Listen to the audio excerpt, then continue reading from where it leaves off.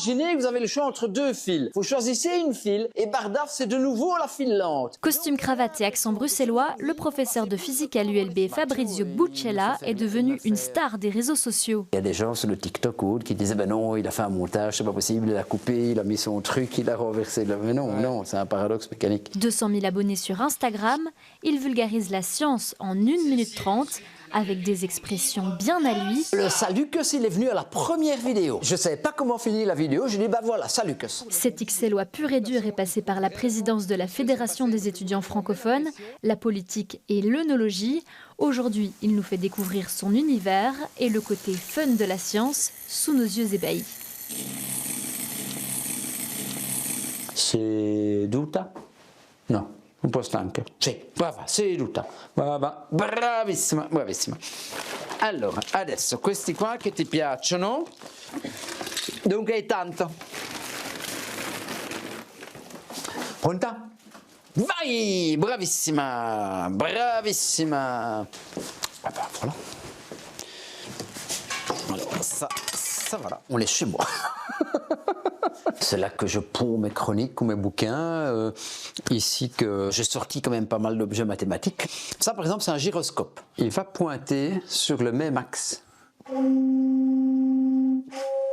Ce sont des tubes acoustiques, comme on les appelle. Et donc ça permet de comprendre comment on crée une onde stationnaire à l'intérieur d'un tube acoustique. Il est en équilibre stable. Ça, c'est un vrai gyroscope d'époque. Vous avez compris que l'animal, il a un côté un peu collectionneur ou autre, mais ça, c'est des objets que j'utilise quand même aussi avec mes étudiants. Elle se met sur sa pointe. Je suis tombé dans la science par deux raisons. Élève turbulent, mes parents m'ont mis à l'école à Mède, qui est une école en pédagogie active, qui se trouve à Uccle. Et cette école avait invité, école primaire, avait invité un jour un astronome qui était venu nous parler de la comète de Halley. Ah, fabuleux, la comète de Halley qui tombe tous les 73 ou 76 ans. J'avais écrit une lettre qui m'avait répondu. Et puis, quelques années après, le bon vieux Hawking sort son fameux livre La brève histoire du temps. Et là, j'étais certain que ce serait la physique. À quoi ça vous fait penser, cette chose? Une tortue? Une tortue. Il existe une ou deux sortes de tortues qui ont la carapace en forme de gomboc et qui sont les seules tortues qui peuvent se remettre sur leurs pattes quand malheureusement elles se retrouvent sur l'autre côté.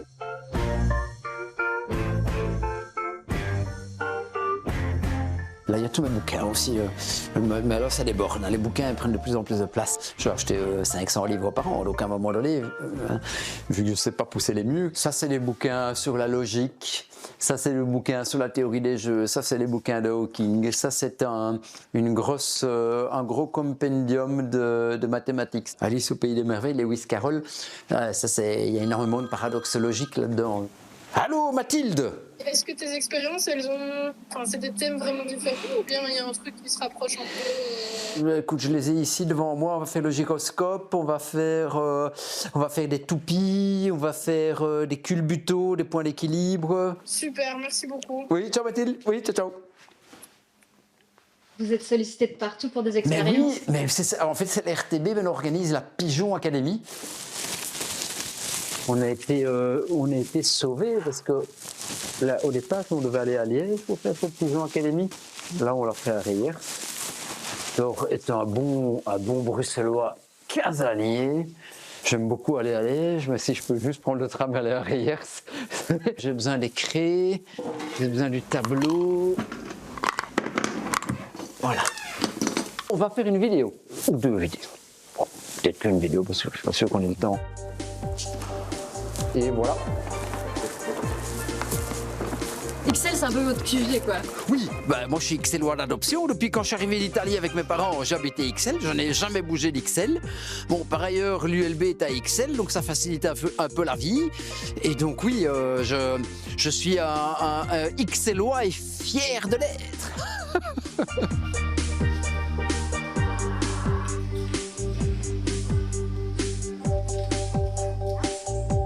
Comment ça marche ?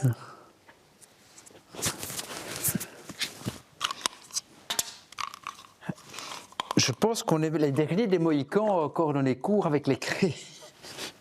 Et donc ce n'est pas toujours évident. ni de trouver des craies, ni de trouver un seau avec une éponge. C'est mes étudiants qui m'ont dit « Ah, mais monsieur, vous faites des posts sur l'Instagram, pourquoi vous ne feriez pas des vidéos ?» Et moi, je leur ai dit « Bon, écoutez, les vidéos, c'est bon, j'ai passé l'âge. » Puis bien sûr, ils m'ont dit ça type un vendredi. Et hop, ça cogitait un peu. Et puis le lundi, je sortais la première vidéo. C'était il y a 2 ans. Pourquoi la tartine tombe-t-elle toujours du côté de la confiture? Et quand vous voyez le succès que ça a eu, ça vous... Ah bah ça t'en pas vraiment. Les toupies sont des objets fabuleux. La science aime les toupies. Pourquoi? Because la toupie possède un point d'équilibre qui est... Enfin, voilà. Bon, on va refaire.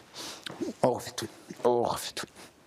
Je ne viens pas là dans une idée morale en disant il faut vulgariser la science, because c'est important, parce qu'on vit dans un monde avec des fake news et donc c'est important. Non.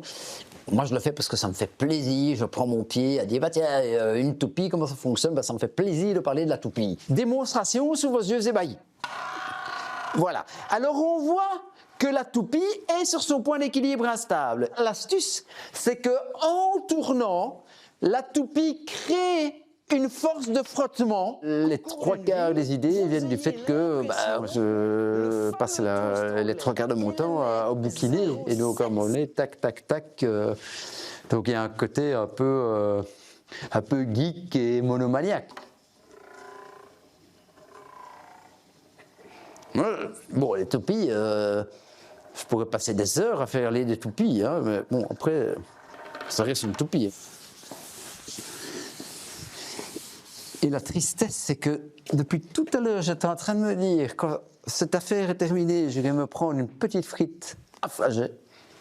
Et le franc vient de tomber, cette friterie est fermée le lundi. J'ai énormément de questions de plein de gens, j'essaie pour l'instant d'y répondre à toutes, et notamment un enfant la maman qui m'a contacté, me disant mon fils de 12 ans est super fan de vos vidéos, alors il m'a posé une question de savoir qu'est-ce qui se passe si on tombe dans un tunnel infini qui a des flammes. Mais ça peut pas être infini, mais voilà, mais je dis voilà, il y a moyen d'une question magique d'un enfant de 12 ans, il y a moyen de faire un cours de 2 heures. 5 millions, vieux, les trous noirs, c'est fou. 3 millions le paradoxe mécanique, c'est beau ça.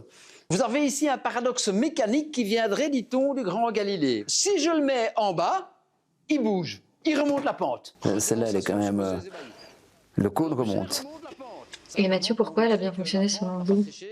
Pour moi, ce qui a fait fonctionner cette vidéo, je pense que c'est le côté plus interaction avec des objets peu communs en rapport avec la science. Il faut toujours penser que la science a besoin d'avoir un vidéaste de la jeune génération qui pense TikTok, qui pense Instagram. Hein. En général, en moyenne, on met 4 heures de tournage. Oui, 4 heures de tournage. Après, à un moment donné, moi, je commence à fatiguer. Enfin, on commence tous les deux à fatiguer, mais moi, à un moment donné, j'ai plus l'énergie. C'est une vraie énergie, c'est pas une fausse énergie qu'on donne au bazar. Donc, à un moment donné, la toupie ralentit, le frottement diminue et la toupie s'écrase comme une crêpe. C'est la science de la toupie. Salut, Cus. En fait, c'est pas un personnage, mais par contre, quand vous faites une vidéo d'1 minute et demie, il faut entre guillemets tout donner parce que la concurrence d'attention est rude. Hein. À un moment donné, la toupie ralentit, le frottement diminue et la toupie s'écrase comme une crêpe. C'est la science de la toupie. Salut, Cus. Si, non ti dare. Ah. Vieni qua. Va. No. Va. Non ti dare. No.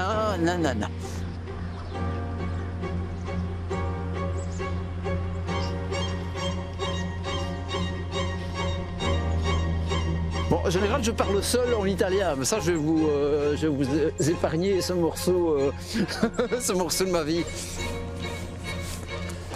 Vos parents sont nés en Italie? Mes parents sont nés en Italie, moi-même je suis né en Italie, moi je suis né à Milan. Et puis on est arrivé ici, moi je suis arrivé ici au mois d'août, et 1er septembre, et école primaire, ne connaissant pas un mot de français. Vu que j'avais 5 ans et demi, quoi, si vous voulez. Bon, voilà, je me suis récupéré de... J'ai pas beaucoup parlé, il paraît, pendant quelques mois, le temps de comprendre ce qui m'arrivait. Ça va, depuis je me suis un peu rattrapé. Qui Mosca? Quoi? Ça. Mosca? Oui, oui. Vous lui parlez en italien? Oui, je lui parle en italien. Ouais. C'est venu naturellement. Mosca qui? Oh, ça c'est miraculeux, non, oui. Brava, brava, brava, brava, non. Ben voilà. Comme quoi, on doit encore aller à l'école du chien. Et c'est quoi que vous aimez dans le fait d'avoir un chien? Ah, ce que j'aime dans le chien, c'est... oui, c'est quand même une interaction. Et puis en vérité, moi je me suis vraiment j'ai pris goût à ce côté apprentissage. Oui, peut-être que c'est le côté prof qui revient sur le côté... Ma c'est une catastrophe. C'est una catastrophe. Ti stanno filmando e tu non vuoi neanche stare qui. Là, vous voir marcher ici, c'est un autre visage. Ah bah oui, mais écoutez, je pense même les piles, il faut qu'on les recharge. Hein, je dis, ou alors vous les mettez à la poubelle des piles. Mais ça depuis l'invention de la pile électrique, depuis Volta, ça peut pas fonctionner en continu. Alors, je disais que ma vie n'est pas super passionnante, mais mes vacances, je les passe à la montagne à me balader, quoi, si vous voulez. C'est ce que j'appelle ma cure de jouvence. Et moi, j'ai constaté que ça me procurait énormément de zénitude. Ça me relaxait beaucoup. Ce que j'essaie de dire à mes étudiants, c'est de conserver une forme de capacité d'émerveillement. Et la nature, les balades aident. Par exemple, la neige, regardez, là on voit de la neige. Et ça, c'est assez fabuleux. Parce que pourquoi est-ce qu'on voit de la neige là et qu'on ne la voit pas là, alors que la neige, elle est tombée partout? Mais donc ça veut dire en vérité qu'il doit y avoir des courants de température qui font qu'à un moment donné, cet endroit-là, il est un peu plus frais que cet autre endroit et que la neige est restée là, elle n'est pas restée de l'autre côté. Pour moi, la science, c'est l'émerveillement par rapport à la nature. La nature au sens global, l'humain ou l'animal faisant partie, bien sûr, de la nature.